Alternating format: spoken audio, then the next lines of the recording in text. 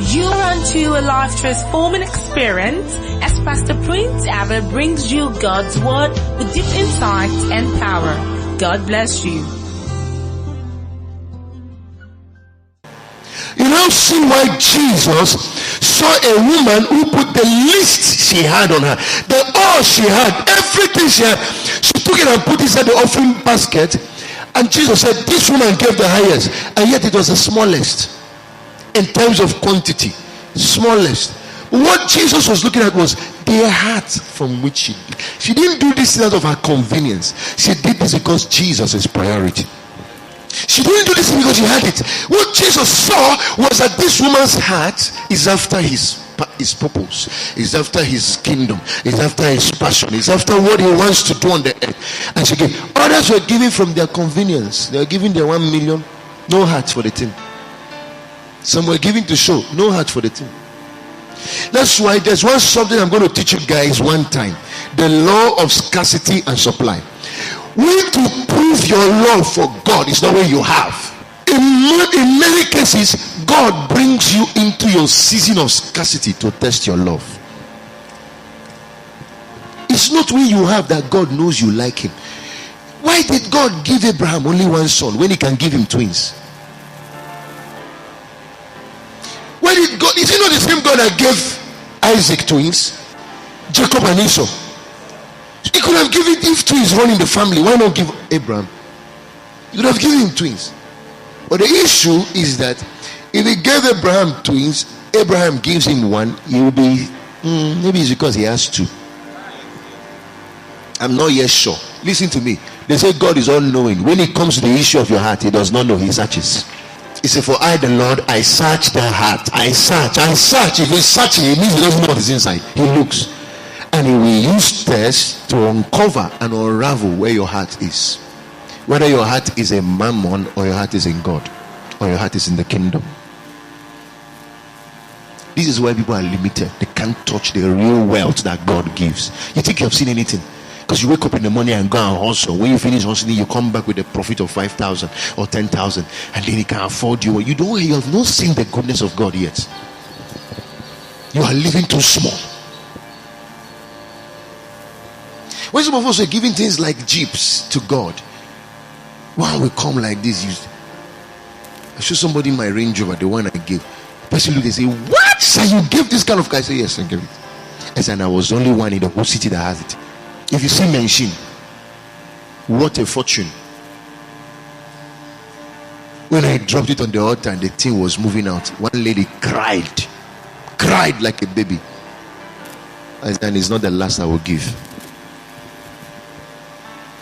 I said, the reason somebody will hold on to it like his life is around that car is because he has not seen what God truly gives. He has no idea what God truly gives. Some of us will build houses and give the keys back to God. We'll build houses and give the keys back to God. God is that project you want to carry out in Thailand. That project you want to carry out in that other country. That project you want to carry out in Niger, like what is going on in Niger now, is an opportunity for the gospel. We don't know it. That project you want to carry out in Burkina Faso, in Mali, where is that my estate? Oh yeah, dispose of it. Put the wealth in the kingdom.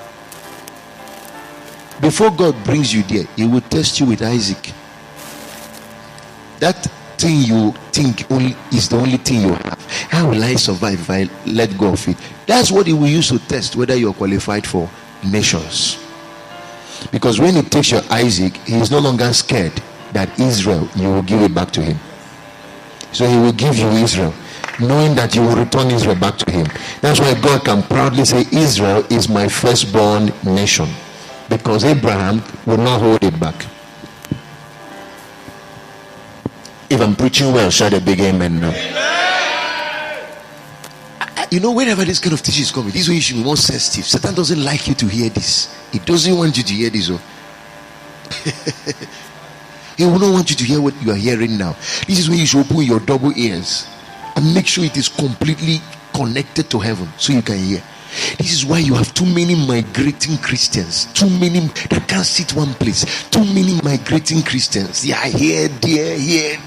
In church this Sunday, tomorrow they have gone this or that way. They come back again after 1 month. After a while, they are backslided. They have gone and romance with Satan. After romancing with Satan, they come back again to romance with God. You see their life unstable. Events around them unstable. They don't know what is happening with them. Is this wrong priority? I'm trying to get it right now for you. Should I come to church? Should I not come? You see people serving God with their feelings. Because they think God is a religious species, religious deity, religious figure somewhere. One guy was telling me last Sunday, he said, he comes from a very religious family.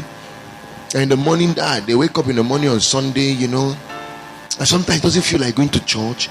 And his mother was just encouraging, isn't that just 2 hours mass? Just go, just fulfill all righteousness and go back home. Give to Caesar what the Caesar, give to God. Is just go and fulfill the righteousness and come back home. I said, wow, that's how they destroyed you. So to many people, going to church on Sunday is because it's Sunday. It's not because there's anything God in what they are looking for. It's because it's Sunday. So they block in the mind is that, Sunday morning is for church. Just like you say, Saturdays are for weddings. Sundays is for church. But the church you are going to on Sunday, do you understand what it is built for? Do you understand? Do you know God? That's why my goal and what I want to achieve now is to see if I can get your priority to line up. Because as long as you keep doing religion and keep coming to church because you feel it's Sunday morning, I have to wear my best clothes and come to church and give offering. It's like somebody wants to come and give offering in church. Just take one religious offering and go and give to God. Anything he sees in his pocket, 5 naira, just give. He's not intentional about God.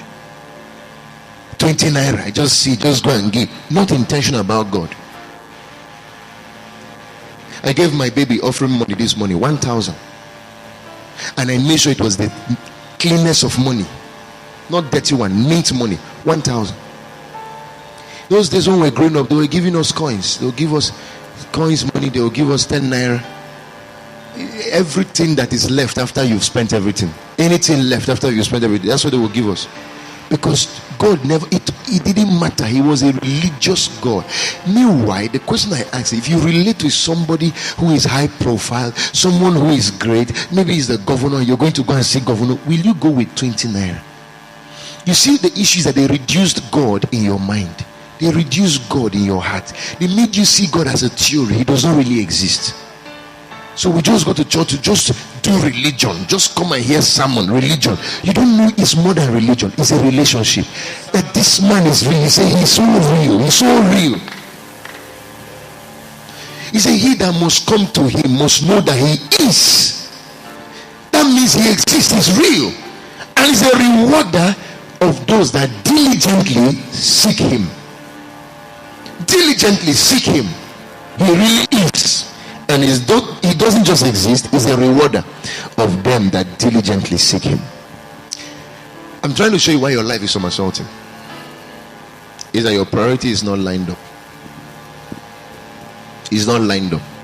This is why, sir, you won't catch me in many places. You only catch me at the center of God's will.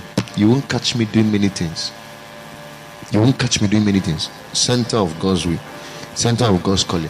It's so serious. If I go to Harvard now, maybe to go and do another program or whatever in another field, you'll be so shocked. When I come to Harvard, first thing I will say is, thy kingdom come. Your glory has come. Your will now be done here. It's not the classroom first for me. I'm in the classroom with one thing in mind. All these people here, that they may come to the saving knowledge. This Harvard is now a whole parish for me. This Harvard is now a whole church. It's now a whole place to disciple. It's now a whole place to, because I am locked up in God. Everything I do, in Him I live, in Him I move, and in Him I have my being. Everywhere I am, it doesn't matter whether you call it school, it doesn't matter whether you call it market. There's no difference. How many of you saw the video or the picture of that lady who plays for the Super Eagle Falcons, the ladies? You saw that lady with her hijab? She's a footballer. She plays for Nigerian Super Eagles, a female team. And then she wore her Muslim, is it hijab or what they call it? Hijab, right? With the destiny and Jesse with a short. How many of you have seen some of you as coppers here? You are serving. Have you seen some of your female coppers who are Muslims serving here? They come to CDS with their whole everything. They come with they cover it completely. Nobody tells them to go and pull it away. They bring their religion, let me use it. They bring their religion and their worship into everything.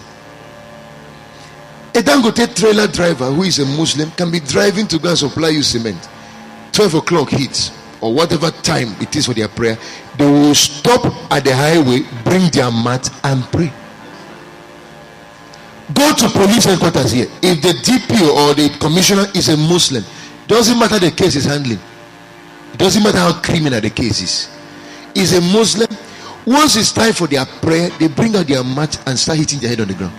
If it's Friday, that their mosques in the commission, in the headquarters or in the military barracks is more full than that of the Pentecostals or the churches. More full. You will see a commissioner of police who is a Muslim will come down and be side by side with an aboki, suya seller. They'll be hitting their head on the ground. They will stand shoulder to shoulder. Their body will touch each other. They will stay on the same mat. They don't care status. They don't care who is who. They came to worship their creator. Watch the ones that are very busy for God. Even here we try to make services so easy for you to attend. Thursday, Sunday. See the way you play around with your life. Why would God not play with you? Some things you go through, you deserve. Let's call a spade a spade. Some things you go through, you truly deserve. Nobody owes you nothing, including God. Have you proven your love for Him to the point that He knows that you deserve this thing you're asking Him for? Do you know that man that was, his servant was healed in the Bible? I wish this thing was on. I would have just been flipping through this. That man whose servant was healed in the Bible, that came to Jesus and said, I have a servant who is sick. I need to heal him. And Jesus kept quiet looking at him. He didn't say a word to him. After a while, everybody around Jesus said, please sir, do for this man what he's asking you to do. Because he's the one that built us the cathedral. He's the one that built us the synagogue. He's the one that built that place in Gwande. Please do it for him. He deserves it. Jesus turned and said, wow, you mean it? Okay. That your guy is now healed. So you may be saying Jesus blesses without condition. Jesus blesses without whatever, strings attached. My friend, is a lie. He blesses with strings attached. He blesses with conditions. If you read the book of John, it's clearly documented. When Jesus was going to go and pray for Lazarus to bring him back to life, John documented it and made emphasis that it was the same Lazarus, the Lazarus who is the brother of the lady that broke alabaster box on the feet of Jesus. He put it there for emphasis. Go and read it in John, so that you will know what Mary did to attract that favor. Are other people not dying? Why did Jesus not go to bring them to life? Why was it Lazarus? When Judas criticized Mary Magdalene's act of sacrifice, then Jesus rebuked him. He told them, he said, the poor you always have with you. You are advocating for the poor. I thought Jesus came to get people out of poverty. He came to heal sick people. He came to open blind eyes. He came to do miracles. Why are you the one now saying the poor you always have with you? not a merciful God? I thought you do things without conditions attached to it. Why didn't you say I came to end poverty? Why would you say the poor you will always have with you? Then why would Mary Magdalene be singled out of the poor? Check where she put her heart. Check what she prioritized. That same God we are serving has not changed, though. He's still the same God. That's how he operates.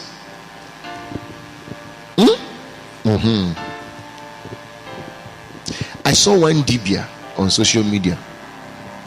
This Dibia was quarreling one day on social media. He said, some of you have come to me, you have gotten breakthrough, gotten miracles, and when you come and give me gift, you're bringing me this kind of Camry. You're bringing me Camry and Corolla. Started speaking Igbo. What is wrong with you guys in your head? You have now, you came, I did you medicine, and you're bringing me this as Thanksgiving. He said, show them camera. This Mercedes Jeep is this one I did for that brought it. Is it not good? This one, this Range Rover, is it? I say, hey. Some of you will give God Camry now. You want your name to be written in the book of life 2 times. 2 times. Not only in the book of life 2 times, you want it to be written in the register of the church number 1. Clean who is number 1 there, put my name, sir. And you come to church every Sunday to supervise how they are using the Camry. You can even come, but Pastor, this Camry I gave church is like the driver who is driving it is very reckless. You may need to find another driver. Nobody will hear.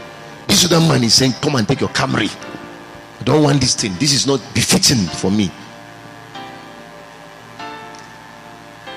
You see the way the world takes the things of the world very serious. If the church places such level of seriousness on God, if you see where we'll get to, if you see where we will get to, you are receiving things passively from God because you are serving him in passivity. The reason why everything is looking very calm and cold is because your service of God is so neutral, very cold, very religious, very normal.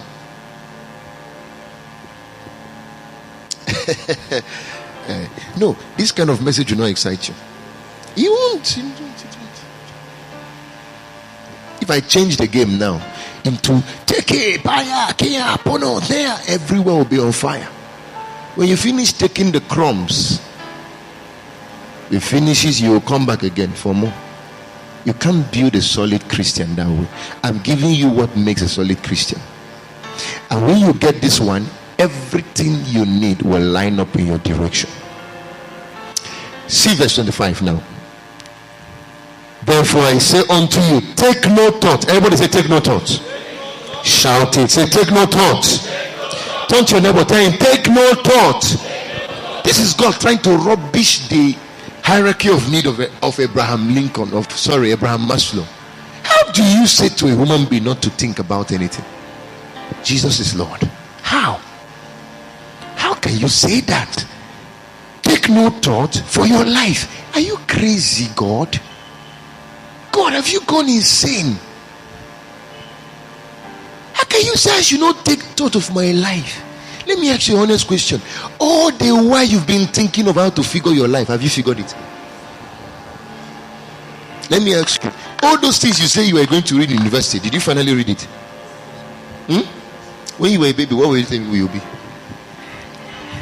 You'll be a lawyer. You'll be a lawyer. He's a psychologist. What he does is he does therapy for mad people, for lunatics. How many of you dreamt of being a pilot? Put up here. You dreamt of being a pilot, but do you notice that when you sleep at night, you fly witches with broom? That's what you. Have you noticed that's the aircraft you are flying? Have you ever dreamt and see yourself flying in the with broom? You wanted to fly aircraft, but it looks like you're flying witchcraft. Are you now the pilot? Is somebody hear what I'm saying? Some of you have, even at this point, you are still figuring out your life. You're still figuring who you will marry. You're still figuring. Some of you have their dream. There's nothing you've not dreamed. How you will marry an Oyibo woman that has straight leg. and how you will be on the yacht in one Pacific Ocean having 1 month holidays with your wife and your white children. See you in Abakaliki. This is where you are, my friend. This is where you are. Tell your neighbor, you can't think out your life. He didn't say it, maybe he didn't hear, because if he heard it, I would get the response. Turn to your neighbor, say, neighbor, you can't think out your life. That's the funny thing. You know, people feel it's a risky thing to dump your life in God's hand. The best thing that can happen to you is to allow God to figure you out. Best thing. You know, people are frustrated. They thought their life, planned their life. I have to plan my life. Oh, I'm approaching so years. So I have to plan this. So if I don't plan, you have planned and planned and planned. It looks like nothing is lining up. Can't you see that insanity is doing the same thing again and again and expecting a different result? Some of you are wondering, how did you get where you are? This is not what you saw. This is not what you expect. This is not what you dreamt. This is not what you imagined. But this is where you are. The Bible said that the steps and the paths of the righteous are ordered by the Lord. Hey, trust in the Lord with all your heart. Proverbs says, he said, in all thy ways acknowledge him, and he will do what? Direct your paths. He will direct your paths. You know what it means for God to direct your path? It means that God is with you in the journey all the way, showing you where next, showing you what next, showing you what next, showing you what next. It's not this one you are waking up every morning and guessing and thinking and worrying. This is why you must be lost in God. This is why I don't know how to help you understand this thing, but I'm trusting the Lord to do the rest. Mine is to just speak as He's giving me utterance. But at the end of the day, the convicting part, the conviction part, the understanding part is not me that will do it, it's Him that will do it. Let God help you to have understanding of what I'm teaching right now. It's a serious thing, we're dealing with here. The day I made up my mind, Lord, I don't have any time again to be thinking and worrying about my life, worrying about whether I will succeed or not, worrying about whether this will happen or not. No. It's not in my place again. God did not give me the capacity to think of my life. When I saw it in the Bible, I shouted. This is why everything that drives me the way it drives me. This is why you see me crazy, because I saw it clear. And it's not about being a pastor, because the Bible I'm using is the same Bible you use. I hope you know that. It's not like your lecturers may have a different textbook and give you another textbook. No. The same textbook I'm using is the same textbook you use. It's the same Bible. The same Holy Spirit I have, the same Holy Spirit you have. So there's something like, maybe pastor because a pastor, so he has a higher revelation. No, sir. This is something you too can discover. And when you discover it, line up with it, you start getting results accordingly. I give you an example using Sinach. Imagine a lady was worried about, my time, look at me, I'm not approaching 40, I'm not getting married. She was lost in God, lost in the ministry, lost in what she was doing. Now look at her, everywhere in the world. Even the husband she's married to, the best thing that happened to her. The man is even the one that manages her label, manages her music career. He's the one that is manager to the person. What's the name of the one they call? Is he Yada? The other day her manager proposed to her in a program. She was lost in God. Look at Mr. Chinwo. Was it not just last year she got married? Lost in God, doing her ministry, blessing lives everywhere. And God lined her up with just 1 year in her marriage before her next birthday. If you see the Lexus machine the man bought for her. But imagine she jumped out and said, no, this one I've just won Nigerian Idol. Let me go and join the secular industry. There's no hope in God though. And she jumped into the secular industry and married who will kill her. You watch the Nollywood, what is going on in there. Gerard Pt2 was crying and saying he doesn't understand what is happening to Nollywood. That almost every lady who is getting married in Nollywood are leaving their marriages. He doesn't understand. The one I'm watching and I'm saying, Lord, though, is the Bessie Johnson's own. But I went and did some background check. I found that they're on fire for God. Oh. They are committed members of Christ Embassy. Committed to the core. Then I went and watched that lady they call Warri Pekin. Crazy committed to the core. They just did a housewarming party. All the who is who in the music industry, Christian music, I'm not saying Davido and Wizkid. What's his name? Is that Nathaniel or GUC? Some of them were at the, even Moses Bliss, they were all at our housewarming. If you've seen the lady preach, Warri Pekin that does comedy, this comedy skit, you will take this guy is one bad girl with big bum bum. He's a liar. The guy is on fire. She does not play with her marriage. Everything she's doing global. You see that her husband is number one, she fronts Ikechukwu. Every time is Ikechukwu. That her husband fronts her everywhere. She has no time. You can't mess up with that girl. Not every guy is loosed. You see, there are some men who are free to allow their wives shine because they have checked characters in this one. So I will not mess up. Watch those ones that made God their foundation, that sold themselves to the purpose of God. Look at Winlows, for instance, the Winlows. See the man, see the woman. They are shaking the world now. See Mount Zion Film Ministry. Mike Bamiyole, Gloria Bamiyole. See their children have taken over. Go and watch Perilous Time. You see the child when he was very small. That is their first, very small, when they were dressing him to school in that movie called Perilous Time. Now the boy is married, has children. Look at one of the daughters of Gloria Bamiole. Is the one that is married to Lawrence Oyo.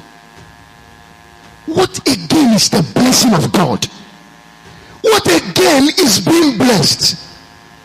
What again is being favored by God? But do you know the years that Mike Bamiole and Gloria Bamiole were putting in the gospel, putting their life in that drama ministry, putting their life, and not just them, all those people who started Mount Zion with them, who have been faithful, who have been dedicated, who have been working, all of them, in every part of the world, they are doing well. Their children doing well. It's even their children now who have taken over the ministry. It's their children.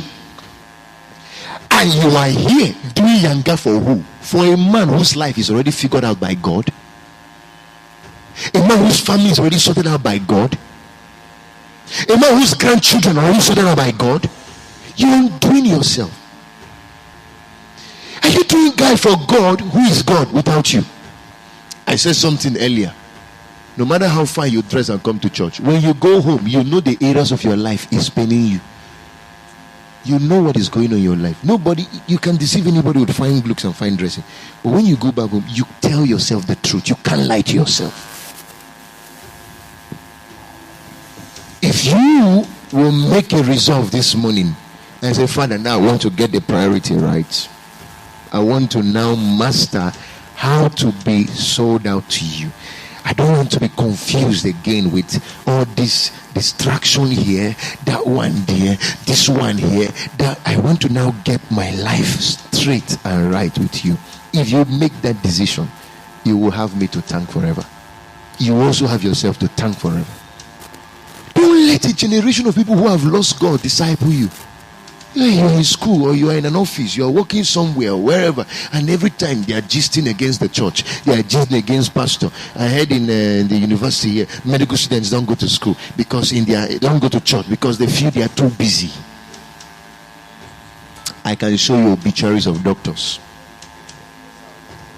You're a miserable man, my friend. You don't know anything. One sent me a text, sir, I will be coming to church once in a month because I don't want to disappoint my father as a medical student. I said, don't worry. I'm a medical student. The courses are so tight, so I'll be coming once in a month. I said, come once in a year. You even tried once in a month. Yeah, you're doing God a favor. Come once in a year, sir. I blocked the guy. Because I don't have time for people who don't have brain. Are you doing me a favor? Are you doing God a favor? Are you doing his kingdom a favor? You're doing nobody a favor. I like the quietness here. It's a sign he's entering. Is he entering? I won't preach it the way you want it. I'll preach it the way God wants it to be preached. Because once you get this, it will resolve all your problem. Can I hear a loud amen? Yeah. Yeah. I'll try to round up now because there's something I want to show you as I close.